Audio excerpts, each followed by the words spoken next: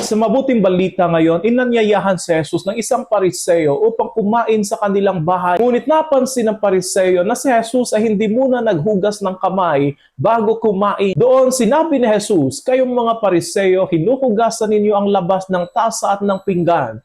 Ngunit ang loob ninyo ay puno ng kasakiman at kasamaan." Hindi tinutuligsa ni Jesus ang paghuhugas ng kamay bilang isang masamang gawain, kundi ang labis na pagbibigay halaga sa panlabas na anyo, habang napapabayaan ang kalinisan ng puso. Sa madaling salita, sinasabi ni Jesus, hindi sapat ang magmukhang banal.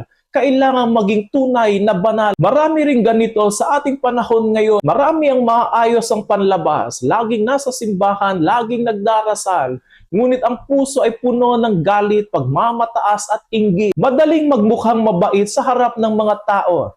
Pero si Jesus ay tumitingin sa loob ng ating puso. Tulad ng sinabi niya sa ibang bahagi ng Ebanghelyo, ang lumalabas sa bibig ay nagmumula sa puso. At ito ang nagpaparumi sa tao. Ang kabanalan na hindi lamang nakikita sa mga panlabas na gawain, kundi sa tunay na kababaang loob at pagmamahal sa kapwa. Kapag ang ating mga ginagawa ay nagmumula sa isang pusong malinis at tapat sa Diyos, iyon ang kalinisang hinahanap ni Kristo. Minsan mahirap linisin ang loob dahil kailangang harapin ang ating mga sugat, galit at kasalanan. Pero doon nagsisimula ang tunay na pagbabago. Ang tunay na kabanalan ay hindi pagpapanggap, kundi pagiging totoo sa harap ng Diyos. Sana sa ating bawat pagsamba, sa ating bawat panalangin, ay ito ang ating magiging hangarin, na hindi lamang maging maayos sa labas, kundi maging tapat at malinis sa kalooban. Dahil kapag ang puso ay malinis, kusang nagiging maganda ang lahat ng ating gawa at ugnayan sa kapwa. Tandaan natin, ang kalinisan ng puso